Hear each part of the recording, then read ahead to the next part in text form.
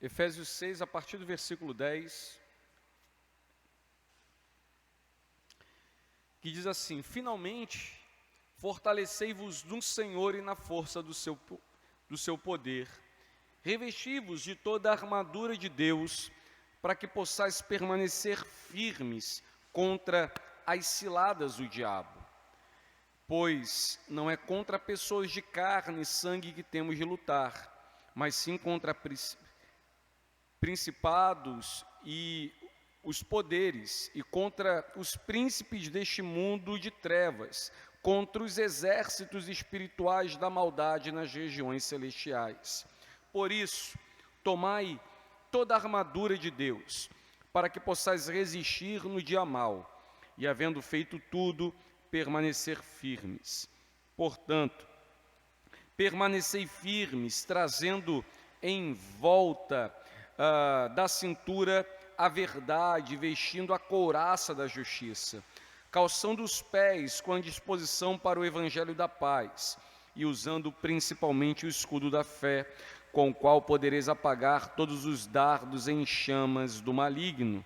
Tomai também o capacete da salvação e a espada do Espírito, que é a palavra de Deus, com toda oração e súplica, orando em todo o tempo no Espírito, e para isso mesmo, vigiando com toda perseverança e súplica por todos os santos, e também por mim, para que a palavra seja dada quando eu abrir a boca, para que possa com ousadia tornar conhecido o mistério do Evangelho, pelo qual sou embaixador na prisão, para que nele eu tenha coragem para falar como devo.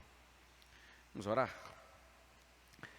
Senhor, mais uma vez te suplicamos, agora diante da Tua palavra, que o Senhor nos faça ouvi-la, compreendê-la, que o nosso coração se abra completamente em direção a ela, Pai, e que sejamos instruídos de modo a viver essa palavra, Senhor, de modo a ornar, Deus, as nossas vidas em conformidade com essa palavra. Faz isso, Senhor, fala-nos, edifica-nos, consola-nos, também exorta-nos, tudo conforme a Tua vontade, e que no final, Senhor, de tudo isso, o Senhor receba a glória que é devida somente, tão somente a Ti. Nós oramos confiando no nome do Teu Filho Jesus. Amém. Amém. Nós temos nos empenhado, irmãos, para falar sobre o tripé de uma igreja discipuladora, e quando apresentamos o tripé, ou seja, falamos de 3 pés. O primeiro deles, falamos sobre líderes, homens maduros e piedosos. Em segundo lugar, usando lá o texto de Tito, falamos de homens e mulheres maduros e piedosos. E em terceiro lugar, falamos de famílias biblicamente funcionais. Esse último pé foi o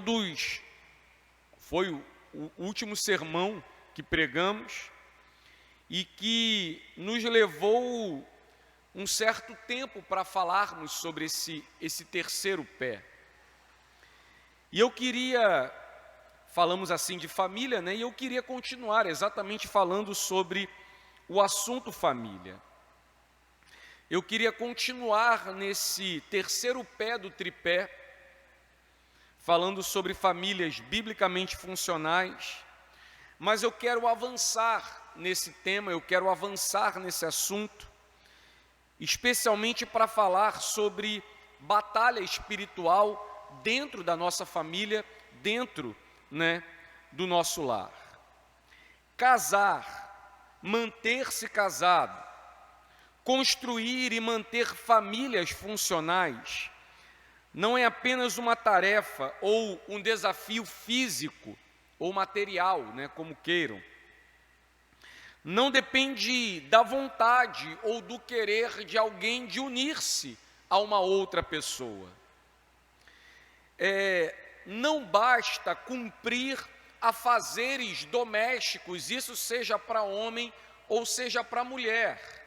Não basta que nós, homens, cumpramos os nossos deveres de homens e as mulheres os seus deveres de mulher. Há uma batalha acontecendo dentro das nossas relações. Digo, de forma clara, com todas as letras, há uma batalha espiritual acontecendo, dentro do nosso relacionamento. Em algum momento, irmãos, de alguma forma, passamos a negligenciar, o aspecto espiritual que está em torno de nossa família. Passamos a negligenciar, de alguma maneira, o aspecto espiritual, que cobre toda a nossa vida. E aí eu volto aqui, já de cara assim, fazendo um parênteses aqui, para citar uma questão sobre escola bíblica dominical,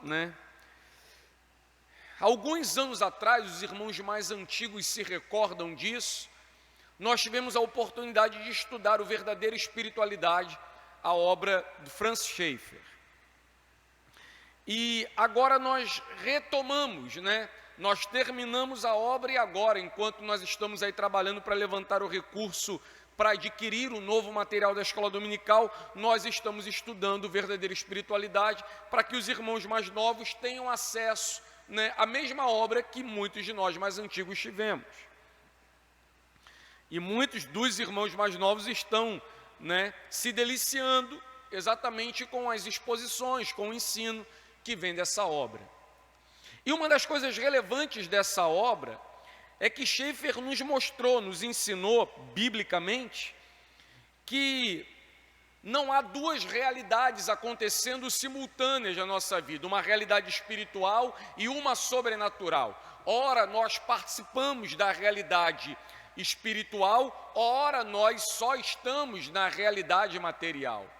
Schaeffer mostra, e isso é bíblico, que o sobrenatural e que o natural, ou seja, o espiritual, aquilo que nós não vemos, e o natural estão acontecendo simultaneamente, estão completamente misturados, não estão separados. O natural, o físico é o que vemos, e o sobrenatural é aquilo que está acontecendo e nós não vemos. E como cristãos, nós não podemos negar, os efeitos e a ação do sobrenatural, continuamente sobre as nossas vidas. Continuamente sobre as nossas casas e famílias. Nós não podemos negar isso. Nós não podemos negar isso de jeito nenhum.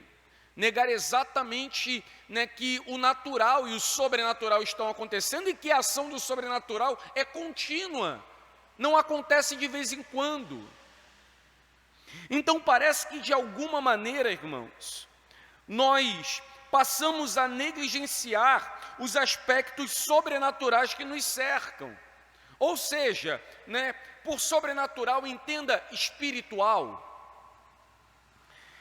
E que nossas batalhas e lutas, antes de serem batalhas e lutas materiais, afetivas, carnais, são batalhas espirituais. Penso que de alguma maneira, irmãos, dada a nossa vida tão mergulhada, metida na materialidade, nós passamos de alguma maneira a negligenciar, a desconsiderar os aspectos, da espiritualidade. Eu digo até que parece que nós ficamos com vergonha, tímidos ou acanhados, o que seja, de assumir o aspecto espiritual, das nossas falhas, dos nossos problemas. Nós ficamos envergonhados e tímidos, irmãos, de assumir os aspectos sobrenaturais e espirituais das nossas lutas e deixamos literalmente de assumir que as nossas batalhas, mesmo as que acontecem dentro do nosso lar, são batalhas espirituais. nós deixamos de assumir então esses aspectos espirituais de nossas lutas e reconhecer que as nossas lutas têm o caráter espiritual. E deixa eu dar um exemplo para que isso fique claro, irmão. Por exemplo, o desinteresse que as pessoas apresentam pelas coisas espirituais, pelas coisas de Deus, pelo culto, o desinteresse que as pessoas apresentam pela comunhão, o desinteresse que as pessoas apresentam pela oração, pela vida devocional. Muitas vezes acolhemos o desinteresse das pessoas e acolhemos as desculpas que essas pessoas apresentam, e que apontam muitos problemas físicos e materiais. Ora, nós passamos a acolher a falta das pessoas, a negligência das pessoas, o desinteresse das pessoas, como se o problema fosse material, como se o problema fosse, por exemplo, afetivo, como se o problema fosse meramente uma questão de relacionamento,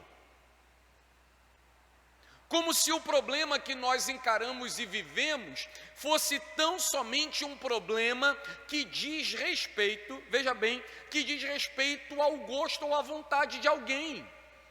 E deixamos de negligenciar, ou passamos a negligenciar, os aspectos espirituais, da negligência das pessoas ao culto, à oração, à leitura bíblica, à devoção. Muitas vezes acolhemos desculpas e justificativas que as pessoas apresentam, dizendo que a falta de desinteresse delas, que a falta de interesse delas pela espiritualidade, pela oração, pelo evangelismo, por servir a Deus, por envolver-se com as coisas de Deus, diz respeito a um problema material. E aí, consequentemente, nós terminamos acolhendo isso também para dentro do nosso lar. Muitas vezes, quando as coisas apontam para dentro da nossa casa, nós vamos acolher as mesmas desculpas e justificativas, como que se as coisas não andando, não crescendo, não prosperando, não indo para frente, fosse simplesmente uma questão material, física, e não houvesse questões espirituais, de ordem espiritual, como centro e foco do problema. De certa forma, irmãos, eu digo que nós ficamos acuados, envergonhados, de reconhecer o caráter espiritual das batalhas que enfrentamos, e que, de certa forma, nós somos responsáveis exatamente pela negligência, a essas batalhas. A batalha espiritual, irmãos, faz parte da vida de casado, a batalha espiritual faz parte da educação de nossos filhos, a batalha espiritual faz parte dos nossos relacionamentos como amigos, dos nossos desafios dentro, das empresas que enfrentamos. Nós muitas vezes pensamos que as situações que nos cercam não são situações espirituais. E são.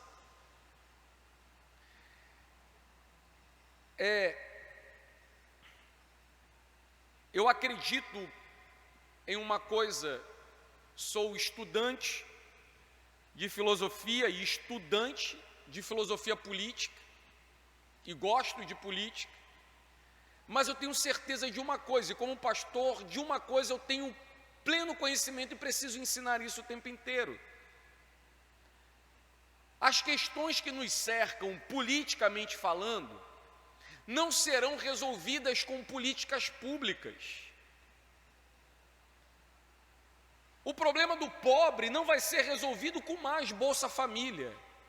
Não é política pública que resolve o problema desse país e dessa nação. O problema desse país é um problema espiritual. Toda a crise que nós enfrentamos, seja no Brasil, irmãos, seja nos Estados Unidos, é uma crise de caráter espiritual. Sim, devemos fazer o nosso papel no que diz respeito ao que ao que é de nossa responsabilidade, mas devemos reconhecer e saber que o problema é um problema espiritual. E que dessa forma, a nossa luta não é contra carne e sangue. A nossa luta, irmão, não é uma luta de conservador contra comunista, né, socialista, petista, não é.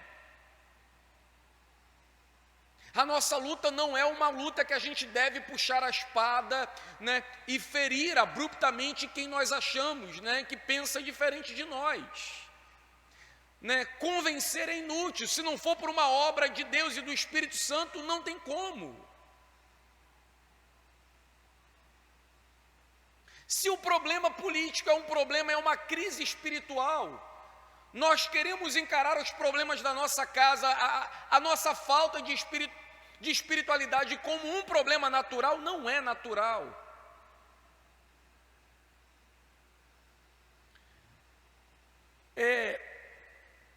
Quando nós olhamos para os 3 primeiros capítulos de Gênesis, onde temos o relato da criação e, consequentemente, o da queda, nós vemos lá Satanás como um tentador, né? Convencendo primeiro a mulher a transgredir o mandamento de Deus e fazendo com que essa mulher consiga convencer o seu marido de pecar também. Desde então, desde a queda, o casamento se parece muito mais com uma guerra pelo controle, uma série de tentativas de poder consciente e inconsciente de tomar o poder, do que o paraíso edêmico antes da queda.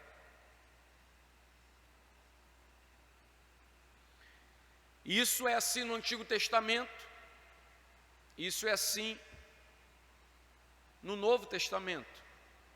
No Antigo Testamento nós podemos relatar, tomar conhecimento de diversas famílias que passaram inúmeras lutas dentro, né, de suas casas. Por exemplo, a família de Abraão.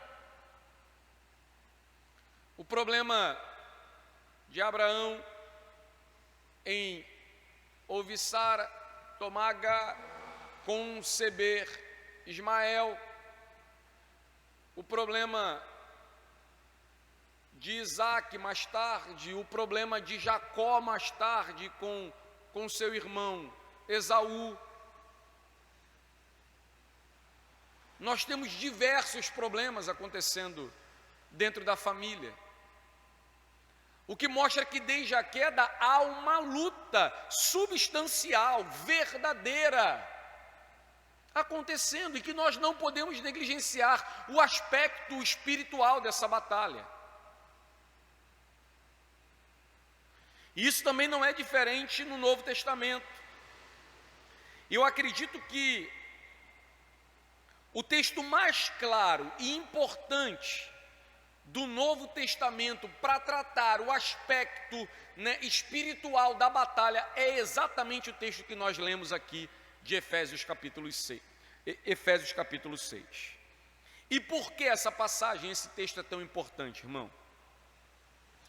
Deixa eu lhe situar em Efésios. Hoje a gente não vai caminhar muito dentro desse texto. Eu vou me deter muito mais aqui numa introdução para que você compreenda o que é que nós vamos tratar. Efésios 6 é uma passagem que foi construída. Quando Paulo escreve Efésios 6, do 10 ao 20, ele não pensou em um assunto aleatório, né? Eu tenho uma situação assim comigo. Às vezes eu estou conversando aqui uma coisa e me vem uma lembrança, uma coisa que eu não deveria ter esquecido, né? Uma situação que eu lembrei, e aí eu estou falando de daqui a pouco eu vou prazer, né? E Paulo não sofria desse problema. Então, quando ele escreve o capítulo 6, Ele está escrevendo o capítulo 6 em completa concordância e continuação com tudo aquilo que ele escreveu até agora. E a passagem de Efésios 6 é precedida, ou seja, anteriormente a ela, nós temos considerações sobre o dever de os servos obedecerem aos seus senhores, o dever dos filhos obedecerem aos pais, ou seja, a educação dos filhos. E se recuarmos ainda um pouco mais, nós vamos nos deparar com o assunto casamento. Normalmente, quase todas as mensagens, ensinos que dizem respeito à vida familiar, à vida de marido e mulher, diz respeito a Efésios capítulo 5. Todas as vezes que eu tenho a oportunidade de discipular aqueles que haverão de casar, noivos, normalmente o trabalho fica o tempo inteiro visitando Efésios capítulo 5, que é, sem sombra de dúvida, um texto central acerca do casamento no Novo Testamento. E as instruções não param por aí. Se continuarmos a voltar, veremos que Paulo fala sobre as bênçãos espirituais, sobre como nós cristãos herdamos isso em Cristo Jesus, fala da nova vida que nós temos agora diante de Deus em Cristo. A questão é que não é raro com que as pessoas dividam e separem Efésios, e leiam Efésios separadamente sem considerar o todo desse livro.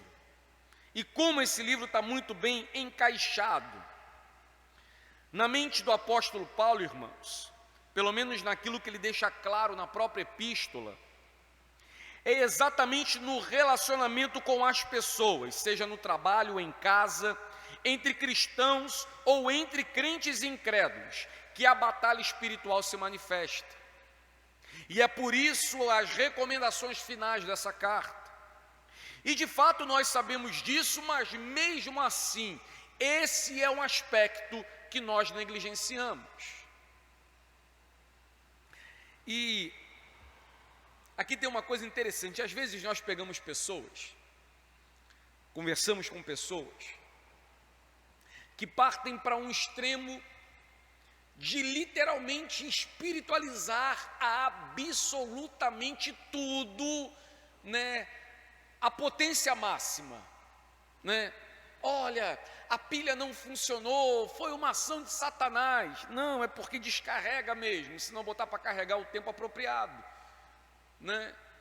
E às vezes as pessoas simplesmente deu uma topada, foi o diabo que fez essa pedra aqui sair do lugar. Não, é porque possivelmente você ou está cansado ou anda arrastando o pé demais.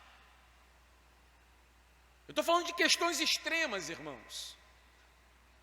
Mas por outro lado, aqueles também que acham que é tudo natural,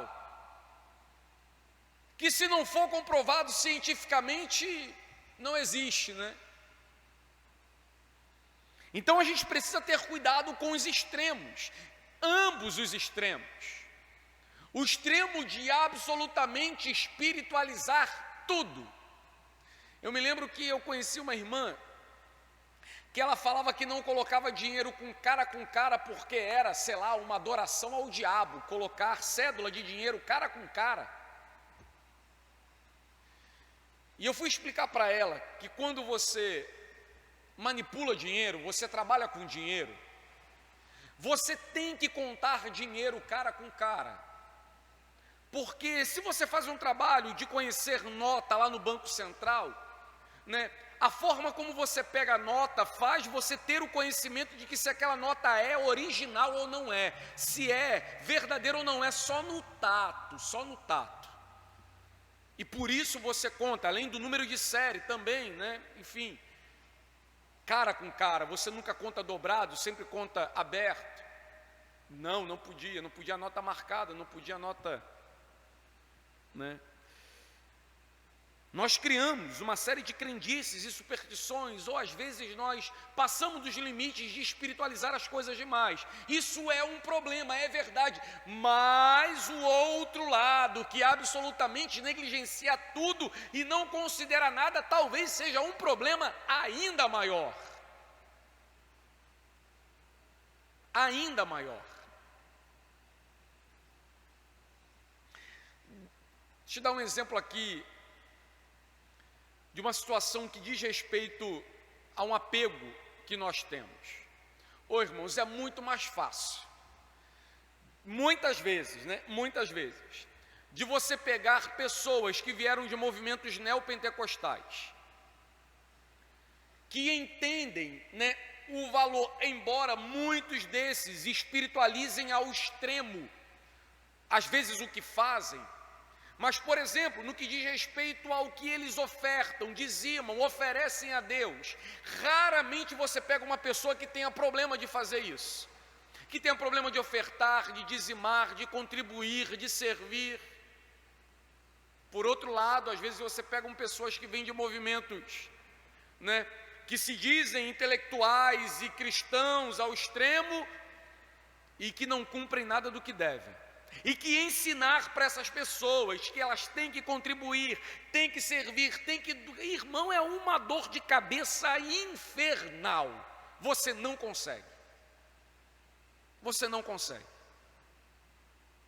Então, às vezes, lidar com pessoas extremadas que consideram demais o valor das coisas é melhor do que lidar com pessoas que não consideram o valor de nada. Isso tem lógica, É melhor você trabalhar com pessoas que valorizam símbolos, que valorizam princípios e que às vezes fazem isso até o extremo, do que você trabalhar com pessoas que não valorizam símbolos, não valorizam princípios e descartam tudo ao extremo. É melhor lidar com quem faz. Embora os dois extremos precisam encontrar-se, de modo correto, no meio disso. É interessante notarmos, irmãos, que Efésios 6 é um elemento crucial para o qual todo o restante da carta de Efésios aponta. Na estrutura dessa carta de Paulo aos Efésios, isso como um todo aqui nós, olhando panoramicamente a carta, olhando a carta de cima, nós temos instruções doutrinárias do capítulo 1 ao capítulo 3, que servem de base para os ensinamentos práticos dessa carta, que vai do capítulo 4 ao capítulo 6. Então é interessante que nós vemos Paulo convocando a igreja, que imitem a Cristo, que sejam cheios do Espírito Santo, que não deixem-se vencer, pelas coisas do mundo, mas encham-se das coisas de Deus.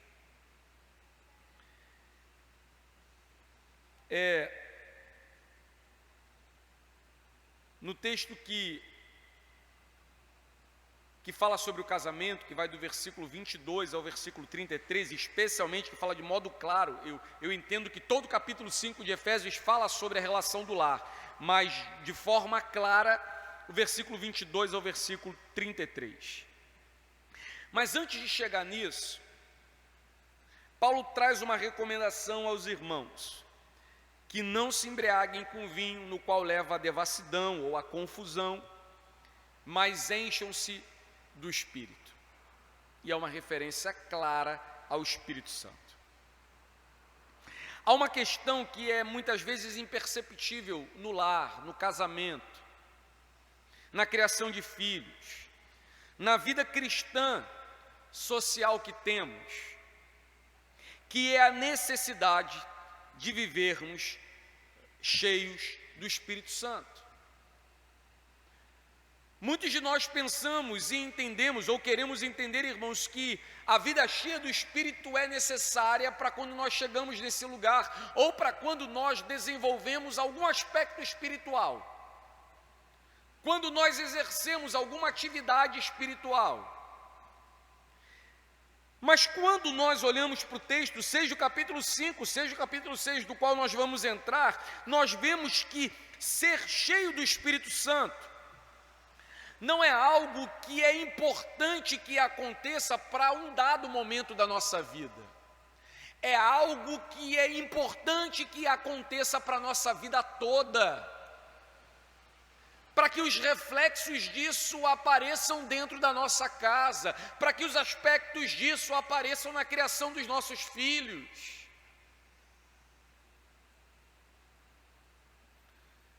Se no versículo 18 do capítulo 5 ele fala, enchei-vos do Espírito, no versículo 17 do capítulo 6 ele fala o seguinte, empunhem a espada do Espírito.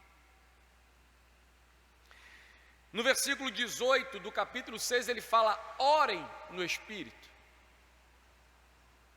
Ou seja, há uma batalha, e essa não pode ser lutada, tampouco vencida pela carne.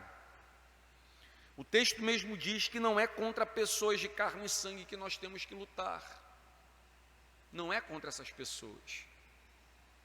A nossa batalha não é uma batalha carnal, é uma luta espiritual. Quando nós buscamos viver a fé cristã no casamento, em nossa família, todos nós cristãos, irmãos, temos o dever de reconhecer que sem o auxílio do Espírito Santo, nossa natureza pecaminosa nos levará a nos rebelarmos contra Deus e os seus maravilhosos planos. E com isso, certamente, o diabo ele vai encontrar formas, modos de nos curvar às suas tendências e vontades. Se nós nos rebelamos contra Deus, certamente, o diabo encontrará formas e modos de inclinar a nossa vida à nossa própria disposição pecaminosa, o que certamente vai nos levar a desviar-nos dos caminhos santos de Deus. E é por isso que Efésios 6 é importante, porque diz que nós precisamos estar preparados. Se eu te perguntasse o seguinte, irmão, no que tange a batalha espiritual, pelo que você batalha? Ah, nós estamos numa batalha espiritual. Pelo que nós estamos batalhando, irmão? Tu sabe? No que diz respeito a essa batalha, onde ela está acontecendo? Pelo que ela está acontecendo? Eu sei que muitas pessoas acreditam que a batalha diz respeito a herdar ou não herdar uma bênção, né? A batalha diz respeito a conquistar ou não conquistar uma coisa. Mas deixa eu ler para você um texto que está em 2 Coríntios, capítulo 11, versículo 3, que vai nos ensinar que o elemento chave, central, da batalha espiritual é a mente humana, é a mente do ser humano.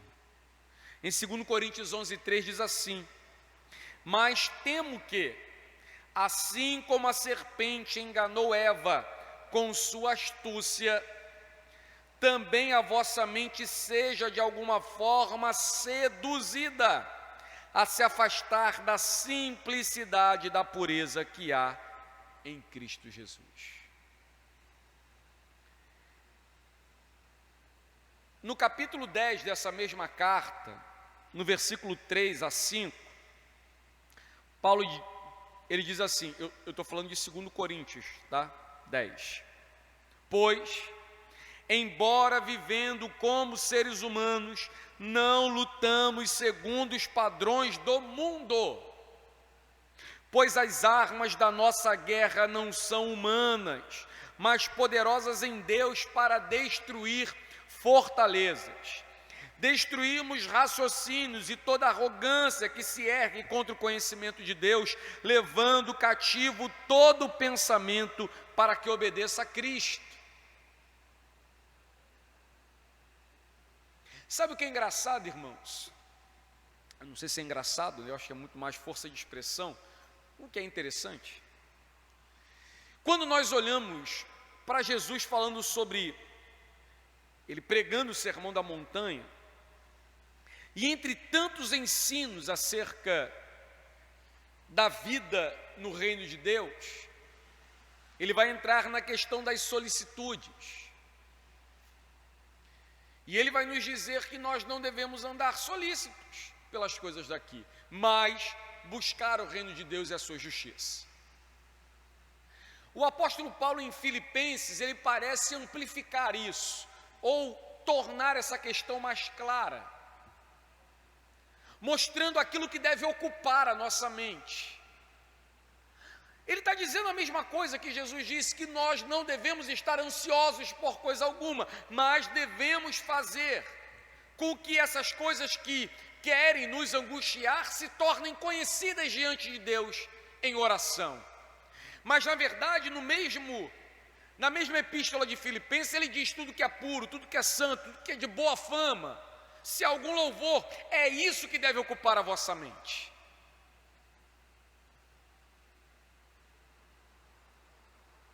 As loucuras que cometemos, os pecados que cometemos, os desvios que cometemos, os caminhos torpes dos quais entramos, os pecados que se apresentam e que muitas vezes nos escravizam, eles não acontecem instantaneamente. A nossa mente está sendo corrompida diariamente quando nós sujeitamos a mente, o coração, às coisas que são contrárias a Deus.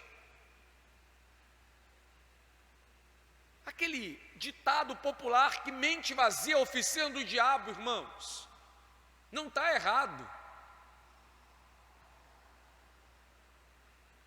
Paulo está falando à igreja de Corinto que ele teme o fato de que, como a serpente enganou Eva, também engane a igreja, e que essa igreja se afaste da simplicidade e da pureza que há em Cristo Jesus.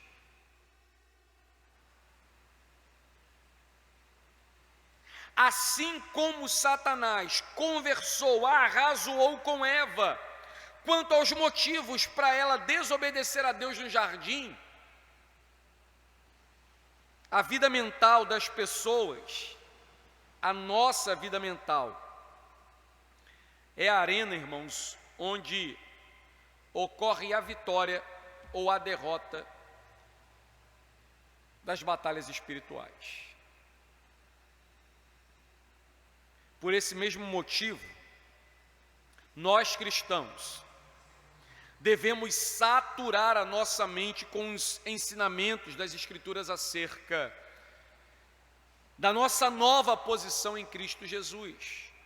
Nós cristãos devemos saturar a nossa mente com o fundamento da fé cristã. Mesmo nos atendo apenas a Efésios 6, que contém o ensinamento sobre a batalha espiritual, ou Efésios 5, que fala sobre o casamento, Efésios 1, que fala sobre as bênçãos espirituais que nós herdamos em Cristo Jesus, que diz que nós somos eleitos desde a fundação do mundo e santos e irrepreensíveis, predestinados para sermos filhos de Deus. Tem uma coisa que eu acho maravilhosa no texto de Efésios, irmãos. Com base em tudo que nós temos em Efésios, na nossa nova vida, posição que nós temos em Cristo Jesus, nós cristãos estamos capacitados pelo poder do Espírito Santo para lidar de maneira eficaz com os diversos tipos de ataque que Satanás possa tentar contra as nossas vidas. Nós temos, baseado na Sagrada Escritura, por exemplo, na curta carta de Efésios, subsídio suficiente para contrapor os ataques vindos do inferno contra a nossa mente, o nosso coração, a fim de nos afastar de Cristo Jesus. Com base em tudo isso que acabamos de falar, introduzir, eu queria só citar o versículo 10 com você, de Efésios 6. Finalmente, fortalecei-vos no Senhor e na força do seu poder. Paulo utiliza aqui a expressão finalmente, que pode ser traduzida como doravante, a famosa expressão que diz de agora em diante, que traz a ideia de que a carta está chegando ao fim, uma conclusão, recomendações finais. Mas quando nós observamos o contexto, como acabamos de fazer, o apóstolo não deseja simplesmente encerrar o que ele está escrevendo, mas reforçar as questões centrais que ele ensinou. E que questões centrais são essas? A respeito da contínua guerra que os cristãos estão travando. Nós, cristãos, estamos em uma contínua guerra. Seremos perseguidos, atribulados, caluniados. Deixa eu partilhar uma experiência que eu tive há muitos anos atrás. Talvez 18, 19 anos de idade, acho que 19. Eu trabalhava em um supermercado do Grupo Pão de Açúcar, e eu era caixa nesse supermercado. E tinha uma chefe, uma fiscal, que era uma pessoa simplesmente insuportável. Aquela mulher era endemoniada. E ela odiava crente. Os cristãos que por lá passaram ou que lá estiveram sempre salientavam que ela era uma pessoa que tinha prazer de humilhar cristãos. Eu era o novo convertido, daquele jeito, né? E fui tentar fazer amizade e falar de Jesus, o que gerou uma dura perseguição. E eu me lembro que eu passei bastante tempo orando, pedindo a Deus que me dirigisse naquela condição. E eu lembro que eu fiz uma oração a Deus, né? Falei assim: Senhor, promove ela. Promove ela. Ô Senhor, pelo amor de Deus, tira ela da frente de loja, né? Mas não demite não, promove ela.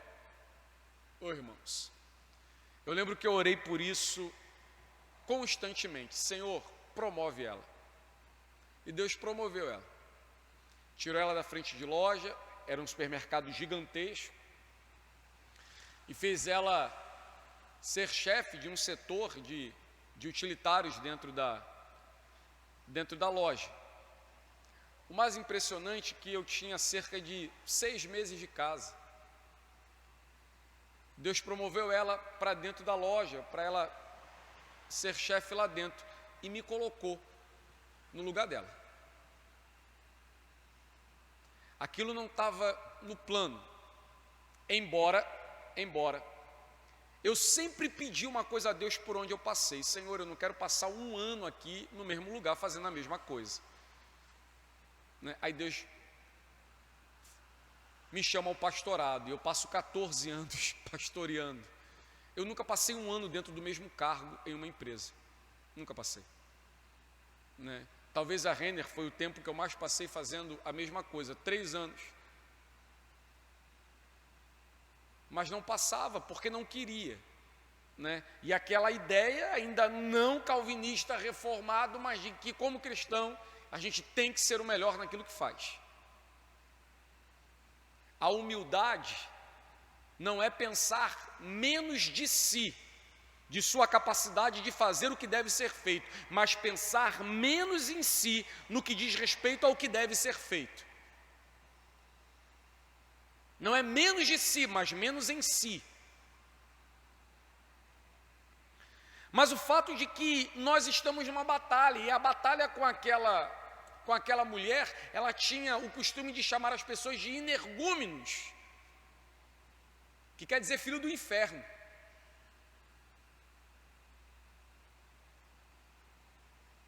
E eu entendia que não era uma batalha minha contra ela, era uma batalha espiritual. Muitas vezes nós tivemos problemas na frente de loja quando ela tentava me humilhar ou humilhar qualquer pessoa que estivesse próximo de mim. Mas eu entendia que eu deveria orar por ela, orar por aquela situação, e Deus respondeu no tempo apropriado. O problema é que parece que na caminhada, irmãos, nós esquecemos que as coisas que nos cercam diz respeito à espiritualidade. Nós estamos em um mundo que jaz no maligno. A nossa guerra não é uma guerra carnal.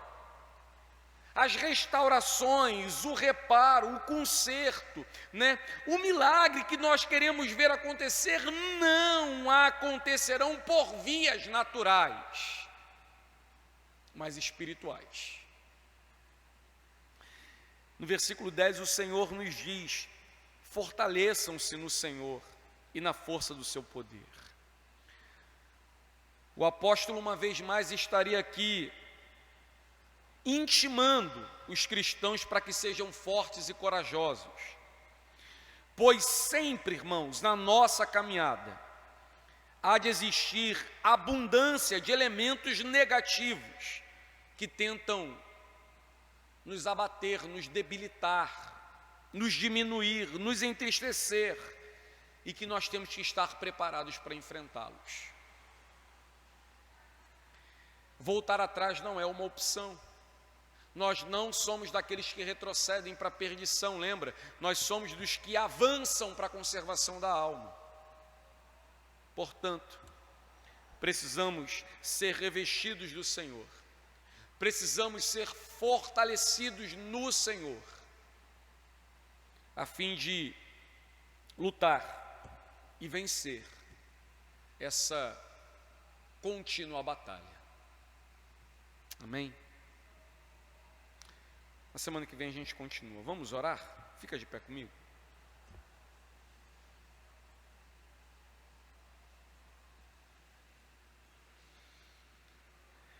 Eu te sugiro que você nessa hora faça uma oração, irmão.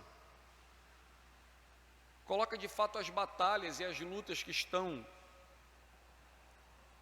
diante de ti, ao seu redor, diante do Senhor. E peço ao Senhor que lhe ajude, que lhe ampare, que lhe encha, revista do seu poder, a fim de que você possa lutar tais batalhas do modo e da forma de Deus. Senhor, em nome de Jesus, nós confiamos no teu bondoso nome. Confiamos, Senhor, na tua palavra que não falha, que nos orienta, que nos ensina. Tu és o Deus que fala, Senhor, constantemente conosco. E nós temos certeza que falaste-nos, ó Deus, nessa noite por meio da tua palavra. Agora, Senhor, diante dessa palavra que falastes, pedimos que o Senhor fortaleça nosso coração, os nossos passos. O Senhor nos dê ânimo, Senhor, nos dê, Senhor, capacidade espiritual. Portanto, encha-nos, ó Deus, fortaleça-nos com o seu poder, para lutarmos as batalhas constantes, contínuas, que se levantam contra as nossas vidas, dentro de nossas casas, Senhor, nos casamentos, na educação dos filhos, no trabalho. O Senhor é o Deus que nos guarda e que nos cerca-nos diariamente. E por isso mesmo pedimos, ó Deus, fortaleça-nos, para que não venhamos a sucumbir, desanimar, mas que possamos, diante de Ti, estarmos fortes, contentes, Senhor, e prontos para em Teu nome, pelo poder do Teu Espírito Santo, lutar e vencermos, ó Deus, para a Tua glória e louvor. faz isso sobre nós, sobre a tua santa igreja, Deus, para o louvor do teu nome que é santo. Em nome de Jesus, o teu Filho. Amém. Erga sua mão ao céu. Que o amor de Deus, o nosso Pai, a graça salvadora de nosso Senhor Jesus, a comunhão e as consolações do amado Espírito Santo esteja sobre todo o povo de Deus, agora e sempre. Você que crê, diga amém. O Senhor lhe abençoe em nome de Jesus. Amanhã à noite, irmãos, nós temos GC de homens aqui na igreja, então não falte e convide um amigo, um irmão seu, para estar aqui com a gente. Estamos estudando com toda a pureza do Tim Chester.